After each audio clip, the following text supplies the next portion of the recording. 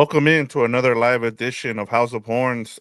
This is a House of Horns post game edition as the Rams hold out the Patriots 28-28. They keep their playoff hopes alive. Gilbert, the Rams are now the eighth seed in the playoffs now that the 49ers Wow. lost to the Seahawks. So, and they're in second place in the division as well at 5-5. So, a good day to be a Rams fan. They go up to the East Coast, get a win. There are some things still going on with the offense that we'll get into, especially in the first half. But overall, a good win for the Rams. But happy to have you on, Gilbert. Gilbert does it for Sports Illustrated and MQB. How are you doing, sir? I'm doing well, and I'm sure a lot of Rams fans are doing well now that they know that the Seahawks beat the 49ers. And you probably could have been like, "Oh, a win is a win," kind of post game show, because it was a little ugly at the end for the Rams against the Patriots team. They probably should have beaten by 10 points or more. But they got the victory, and now they're in second place. And I'm writing my stories, and I'm looking up. Oh crap, Geno Smith is about to tie this game here, or sorry, or get the lead here, and they got the game-winning touchdown, and it's 5-5-5, 5-5-5-5, bunch of fives everywhere in the standings, and then the one-game lead for the Arizona Cardinals. So Yeah. overall, you got to be happy for the Rams here, who looked like they were, about to be a zombie walking machine after what happened on Monday Night Football. 6 days later, with the 10 a.m. start there for your body clock, hey, not too bad. Yeah, especially their struggles, as I said, continue in the first quarter, but it felt like they finally woke up like around 11 o'clock Pacific time, and yeah, I mean a lot of things that we've been asking about with this offense, they finally did. I mean, we finally got an explosive play, Gilbert, Hey, from the offense, courtesy of Cooper Cup's 69-yard touchdown, receiving touchdown there. So a lot of good things. First time that this season that the Rams offense surpassed 400 yards of total offense. hmm, And then I wanted to point out one more thing too before we kind of dive more into this win for the Rams is, you had the Rams went back to Bo Limmer at center. They started McClendon at right tackle and Davis Allen at tight end. So um, I give props to McVay and the offense for and the offensive personnel, the coaching staff for realizing that hey, you're not just gonna throw Jonah Jackson back out there because you signed him to this huge contract. You got to play the best players at and the healthiest ones right now. So shout out to McVay for doing that. yeah, we were talking about it in the previous show, hinting that we'll find out soon, or maybe on Friday, if he's gonna have a offensive line shuffle. And we were saying like we'll be shocked if he doesn't tinker somehow. And then to do this drastic of a change, I give him a lot of credit too, Victor. So yeah, it's not easy to bench, some of your top players there, and to put in a rookie in Bo Limmer. What was he drafted in the fourth, fifth, sixth round? Uh, that's a credit to them, to seeing, to paying attention to what they're seeing in practices and games, and putting that on the field. Then suddenly Kyron Williams is running well again, Puka Nakua doing well again, Cooper Cup doing well again. This was the offense that we thought we were going to get after the Minnesota game. So yeah, it's the Patriots. I get it. The Patriots aren't good. But to score that many points, to have that many yards on the road, 10 a.m. Pacific time, 1 p.m. Eastern, whatever you want to call it, to get there, it is the ultimate win is a win. But then you get a nice interception at the end from Cam Kinchins to close it out against a rookie quarterback in Drake May, who was impressive at times there.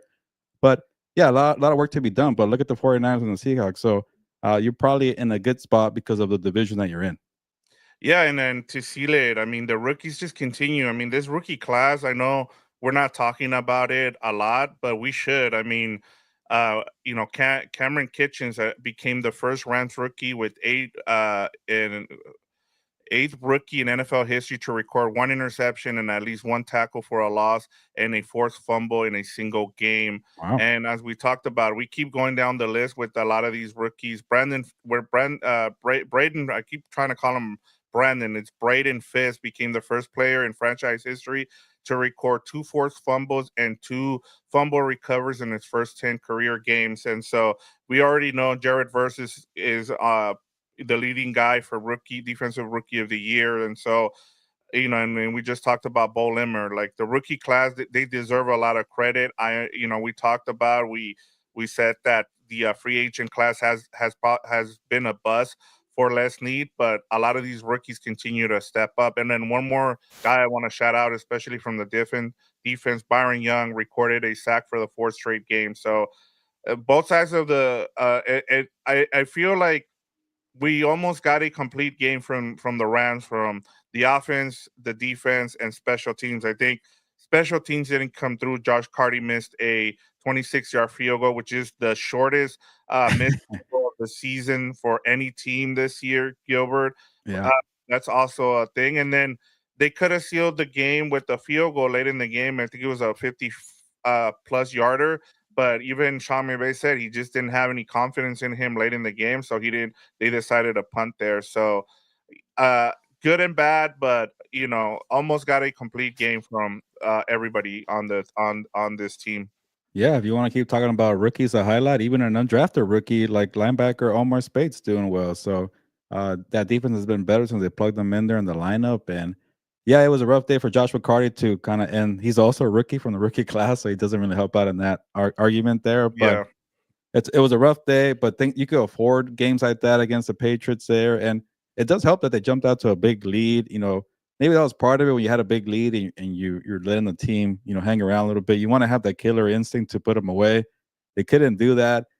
Drake May, is too talented to not give more respect there. So, you know, maybe they learn from it here, but overall, I know the record is not great. 5-5 is nothing good, but like when you keep talking about all these young players, young talent, first year guys, second year guys, the defense doing well in the post Aaron Donald era. And then you see what you Puka Nacua, like Puka Nacua with that touchdown, man. That was a tough grab there. I think he got the wind knocked out of him because he was down for a little bit. But from big picture, it felt like one of those games. Like, okay, the Rams are going to be fine for a long time if they figure out the quarterback position. We don't know what's going to happen with Matthew Stafford, but he was lights out too, 4 touchdown passes. So you want to think that these Rams are going to go back to 2023. They haven't really done that yet to stack wins or be consistent, but we keep saying it. Maybe this is a game where they actually turn the corner and they keep going down that road to be the team that they were last year. yeah, and I'll point to the first quarter struggles again. This is the ninth time in 10 games that they failed to score a touchdown in the first quarter, but at the same time it just felt like they finally put it together on the road. We've been waiting for them Yep. to do it offensively, and they did it. I mean, it just took them after the second quarter to do so. And then I just want to point out the Rams struggles in the first quarter continued. They've now been outscored 50 points in the first quarter this season, Gilbert. So going forward, I think that's going to be something to keep an eye on. Is their first quarter. They need to get off to a good start, especially against a good team. In this game, they were afforded that because they were going up against a rookie quarterback, and so that really helped them there as well. But I wanted to get to some comments here, Gilbert. I know people have been waiting. Our guy Yep. Delbert, he always loves leaving a comment before and then before the show starts. So we'll start off with him. He says, "Onward versus Philly with all our imperfections, backs to the wall." Which I mean that's going to be a tough assignment. But you also have Seattle going up against the Cardinals, so that'll be a big game in the division as well. Daniel Calderon says, "What up, y'all? It's good to hear from you, Daniel." And then he said, "Almost lost it when Verse and Young gave them free set of downs." Yeah, there was a drive there where I think there was 30 yards of penalties, Gilbert. Yeah, it wasn't the cleanest game there. And I was looking at the schedule right now, like, yeah, the Eagles are next there. Then you get the Saints, and then I think what was a tough one, maybe Bills. Yeah, sorry, Eagles, Saints, Bills, 49ers. It's very tough coming up. So I think I want to highlight for the schedule is like, yeah, you're kind of getting by. You're back to 500. You're 5-5. You haven't played clean performances, but you might need a clean performance to get by the Philadelphia Eagles, who have finally picked it up there, and they're 8-2 in the NFC. So I get it that you keep looking at the NFC West stand. You keep thinking you could afford to lose one more. You could maybe lose this one here, and you still be okay because nobody's pulling away. Maybe the Cardinals do that. I'm not even sure about that either. But we got to get that one against the Eagles at home, and we'll preview that on Wednesday night. But you can't play like that against Philadelphia. You can't play these ugly games. I cut up to them against Miami at home. And if you're playing Yeah. games like that, it gets you in trouble. luckily for them, the offense, found a way to get over that another sluggish first quarter to put up points in the second and third quarters and build that lead there. But yeah, you got to clean it up there, and maybe that's probably the problem of a young roster. And I just can't. I'm trying to find something to talk about big picture besides the NFC West standings. Like I can't gauge this team because you go and you make it close against the Dolphins and the Patriots. You probably should have been 2-0 easily. Two bad teams. You lose to the Dolphins and you barely hang on to beat the Patriots. So are they a mediocre team or maybe a team that's trying to figure it out to eventually pick it up? And like you mentioned, they're still the 8th seed, but the NFC is very loaded. So like if you get in, you find a way to get in, like how do you stack? And that's the thing I can't figure out this team. Maybe when they play the Eagles, the Saints, the Bills, and the 49ers, we'll find out after that. Yeah, and and you're going up against two of the hottest teams right now in the Eagles, who won I think six in a row, and then the Patriots, who and I think it's either six in a row as well. So in the next 2 weeks, two of the next 3 weeks, and so and even the Bills, they have a tough schedule coming up. And they just beat the Chiefs, but they're going to be in the middle of a tough schedule themselves too, and so there are games you're gonna have to win one of those two games against either the Eagles or the Bills, Mm-hmm. and then pretty much either go 2-1 the rest of the way in the division. You need to beat uh the Cardinals, the Seahawks you get at home, and then you go on a Thursday night on a short week to up to San Francisco. So there's a lot to play for here, but at least their playoff hopes are still alive. And now, as I said, you're starting to see a couple of holes there too with the Washington Commanders too, who are the 7th seed right now. They're 7-4. They've lost two in a row, so there is some hope there for Ram fans in case the division does not, uh, isn't there for them. Yeah, it's just they're kind of running out of wiggle room because I guess the Commanders still have a 2-game lead. They're 7-3. The Packers are 7-3.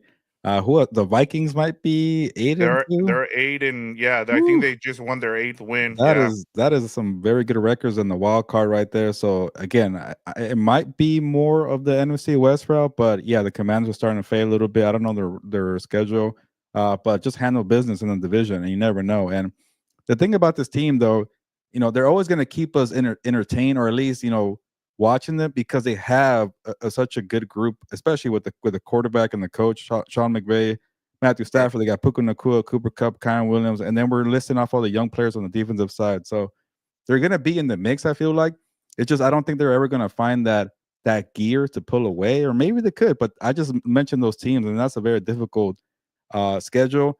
I don't know if the 49ers going to find that gear either. After what they did today with the Seahawks, I thought they're probably going to pick it up. They might not do it. It might be one of these things where whoever has 10 victories first might win a division. And the Seahawks could also fail a little bit, but that was an impressive victory. So we don't know about the Yeah. Cardinals. They had a bye week, but are we really confident they're going to stack 11 wins? That's hard to say too. Yeah, and we'll see. I mean, all those teams you mentioned are going to be in it now. I mean, all four teams in the division can win it, and Hmm. so it's going to be fun the rest of the way to see which one of these teams kind of pulls away. I mean, right now the Cardinals are ahead in the division, but they play the Seahawks, so they're all going to get a chance to win this division going down the Yeah, I think stretch. twice in the next 3 weeks they play each other: Arizona, Seattle. Yeah, so well, yeah, it's going to be a good division battle. All good things says we'll be a Seahawks fan for this and next week. So there you go. Yeah. Everybody agrees there. Daniel Calderon, weird how things change when you put your best center back in. 0 sacks today, Gilbert. Yeah, Yeah, again, it's hard to accept that when you pay a guy who's a veteran and Jonah Jackson, and you have a rookie who I'm already forgetting where they drafted him, but he I wasn't think a it was top in the two. sixth or seventh Yeah, round out of Arkansas. so another one they hit on a gem there. They keep doing it. Puka Nakua, Kyron Williams. We could keep going down the list for the fifth rounders or whatever. So yeah, Yeah. again, it's a testament to obviously to Les Snead for finding the talent, but also for Sean McVay. I know people are always cold and hot with him, but to at least have the guts to do that and put him in there was a big move. Yeah, and all good things continues the positivity here for Limmer so solidify the center position. Ivan Avena says, "What happened to Puka during his touchdown play?" I think you mentioned it. It looked like he hit it the ground there a couple of times, Yeah. flat, and then He might I right off the bat I knew that it was he probably he got the wind knocked out of him, right? Is that That's what was the broadcast kept saying, but then again, after that touchdown, I was kinda keeping an eye on other games, because they pretty much pulled away a little bit there.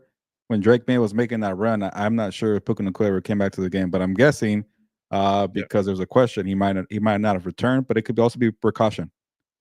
Yeah, and yeah, he did continue to play. He was in the next series, so yeah, Okay, there you go. yeah, he Then it did was go just into the yeah. 10th, but he was back in the. I think he was back in the next drive. Daniel Calderon missed a 20-yard field goal. Wow, Josh Carty there. Ivan Avina says also hope you guys had a good day today. Thank you. Gilbert was covering most of the games, and it was a good slate. I think this was the best games of that we've had. The Yeah. week 11 was the best set of games that we've had so far this season.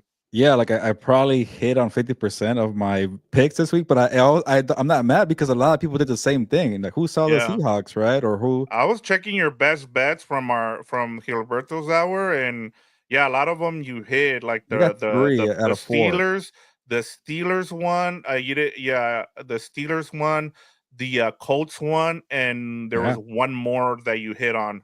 Uh, I'm already I'm already blanking, but But yeah, it wasn't the Raiders. Oh, the Seattle Seahawks covering. yeah, the But Seahawks one, that's the yeah, thing, like I'm kind of annoyed because I had some of these teams winning outright, but obviously with betting with the spreads, I did better. just yep, But it's one of I want to call it one of these the week where we found out a lot about teams. Again, I'm still trying to figure out who the Rams really are. But the Bills got my attention by beating the Chiefs, not only by just beating them, but dropping 30 points in that defense. That is on my radar. The Steelers defense proved me right that the Ravens are too one sided for me. Maybe I get more people to believe in the Steelers. That was pretty cool to see. Obviously, we always talk about divisional games. Obviously, I'm not surprised Seattle beat 49ers. no, I always pick the 49ers because they have their number when it comes to the outcome. But even like a game like the Packers and the Bears, the Bears should have won that game, but they're yep. divisional opponents. So, uh, we could always just say, okay, maybe the 49ers are going to win or the Rams or whatever, but you got to play these divisional games. And it's always tough, especially with divisional games, knowing which way is going to go, and that's why I think the Rams have a shot here to win the division, just because we don't know what's going to happen in some of these divisional games, and I think as all good things pointed out, like the Seahawks game is going to be huge against the Cardinals next week, and if the Seahawks beat the Cardinals, then this division is up for grabs at that point, because now it becomes a one game kind of situation then at that point. Yeah, and we're gonna break it down on Wednesday, but man, Yeah, they gotta find a way to beat the Eagles. Like yeah, you'll be in a good spot. But even then, Victor's like if they lose, they're only one game behind. So yeah, because the Cardinals and the yep, Seahawks are gonna play each other, and like yep, was it who's the one? Okay, all good things said they're rooting for the Seahawks because the Cardinals are one game ahead. yep. All good things. Hey, Parkinson finally did something today. Yeah, he scored a touchdown, but he only played like in 15 snaps. So another guy that has been a buzz in free agency, Gilbert. And then to G Barigsi comment here, Jonah Jackson signing was a buzz. What a waste. Limmer is your starting center for the next 6 to 10 years. whoop. So people are already, giving the job here to Limmer, but he's been outstanding. We talked about it before the season started. I remember asking Adam Grossbart, he's like, "Yeah, you don't pay someone that kind of money like Jonah Jackson." I just felt like Limmer was going to be one of those guys. Just the way people were talking about it, you find out a lot too when you have conversations with people and you just hear them talking about certain players that they have something about them, and sometimes it comes true, sometimes it doesn't. Gilbert, Well, now the question becomes: is Jonah Jackson at least good enough to beat out Kevin Dotson or Steve Avila for the guard spot, or is he just going to be relegated to the bench? Because again, he didn't play center with Detroit, and right? he played really well as a guard for Detroit. So maybe can he start getting more attention there? But that's going to be a good little battle there. It raises the competition level for Steve Avila. It raises the competition for Kevin Dotson, who just got paid to it. Hey, you can't settle either. So just having that extra lineman doing well, that's actually pretty good in the long run because people can't really settle. Also, we can't forget about the change right tackle. I shouldn't say this. I really don't care. But was Joe Noteboom inactive, or did he Yeah, was he just he benched? was Okay, inactive. He then was hurt. that was a blessing in disguise because he's just not Right. good. I'm sorry to say. No. Yeah, and I mean, to all good things is point. To be fair, Jonah Jackson is center isn't his Mhm. natural position, so that's all. There's also that. I want to get a couple more comments. I know we got to go here, Gilbert. Just give me 4 more minutes here, and we'll get you out of here. G. Barisi says, "Gentlemen, is LA a Dodgers, Lakers, Rams, Chargers, Kingstown? I say it's a Dodgers town. I'll let you start. I can give you the answer here, Are Gilbert." we just picking one? I if you want, just rank them in terms of Oh, how okay. they stack up in Yeah. LA, in Well, your right now, opinion. yeah, right now it's the Dodgers because they won that World Series, and then we saw how many people turned out at the parade. I wasn't going down there. I'm not gonna deal with that mess, but a Yeah, lot of people put themselves out there, so that tells you a lot. Lakers number two. You can always change them. Lakers one yeah, and two, and Dodgers depending on who's doing well. And I don't really care for hockey that much, but it's definitely like a distant third. Rams, a really distant, actually distant fourth Kings, and then a distant fifth Chargers. yeah. I'm gonna say it's a Lakers town still, Gilbert. Um, you it's just because you can only get around 20,000 people into crypto Yeah, arena. It's kind of hard to see that, but yeah, I mean the Lakers are they are because they have the most championship. I think it just depends on who you ask, but it's to me it's Lakers, Dodgers, and then it's USC football actually, and then you can just go down the list with Rams, Kings, and then Chargers at the end there from the question there. And then yeah. Then the Angels, and then the Clippers. So yeah, super far. yes, the Sparks and Yeah, everybody else. yeah, Henry Camacho says, just throw everything out the window. What works one week doesn't always work the next. Good to see yeah, Limmer in the lineup. Center is too important to play Jasmine just because he got paid a lot. So good yeah. point Good point. there. I want to see him get a shot at guard too. So again, he got paid for a reason. Yeah, and then last one here says our three main free agents signings have been a bust. Trey White, Jackson, and Parkinson's all bust. Let's be honest. Great show, gentlemen. Have a great week. So Thank you. awesome there, Gilbert. Just give me your final thoughts. I know you said a lot there, but just to kind of end the show here, let's go ahead and just Yeah. and set up our preview on Wednesday between the Rams and Eagles. Putting aside the opponent and also a little bit putting aside the special teams, like the Rams showed us who we think they're going to be in a weekly basis. They just haven't done it on a weekly basis. If you could do that, like you're going to be in all these games because you have firepower offensively. Like that running game was good today. You got obviously when Puka Nakua is your future point and a stud receiver who's moving the chains, like you're always going to be okay. And then when Cooper Cup was helping out too, you're going to be fine too. But the positive point is like this defense is so young; they're only going to get better every week, and they haven't shown me they're going to regress, and they keep showing me they're getting better. So that's a positive thing there. So Jared Burris, Braden Fitz, Byron Young, even Omar Spades, Cam Kitchens, like these guys are all making plays there. Shout out to Chris Shula there. So, you're rising on the defense. Now, if you get consistency out of the offense, hey, watch out. You never know. Again, I don't know how I rank this team when it comes to the big picture in the NFC. It's loaded. Packers, Vikings, Lions, Eagles, even the fading Commanders, not the Falcons. I don't like the Falcons. They're the pretenders. But the Yeah. other teams, they're kind of on a level above the NFC West here. But we'll find out because they have all the ingredients to stick around, and that's why this team won't be fading away. But will they be pulling away? I mean, pulling in the right direction? I just don't know yet. Yeah, and we'll find out. I think the last, the remaining games that they have left, they have an opportunity to be able to, put their name out there and be able to go after a 7 seed or perhaps even the division. You shouldn't just, once you're like 2 games behind in the wild card, then it probably becomes, hey, you need to go after the division. But as of right now, your options are open and that's all you want. You want an opportunity, especially with the fact that this team fell behind, 3 games under 500, and now they're Mhm. right at five, either 5-5, and they're second place in the division. They have the opportunity now to go and get a playoff seed, and then once you enter the tournament, you know how it works, Gilbert. Like everybody has a shot. To win, I think this is as wide open as we've seen the NFL in a while. I know that's the way it's been structured. And but yeah, I think even with a lot of top heavy teams in the NFC, the Rams have a shot here to make a run and get into the playoffs. Yeah, even if this defense keeps getting better and they start becoming a physical unit where you don't want to play them, and say you run into a juggernaut offensively like the Lions, like you know it's going to be a close game. You're going to feel like you have a chance, but the way they're playing right now, it feels like they're not going to be in the race right now when it comes to those good teams. But the defense is rising. The only thing is you need is the offense to be consistent, and then you never know how it plays out.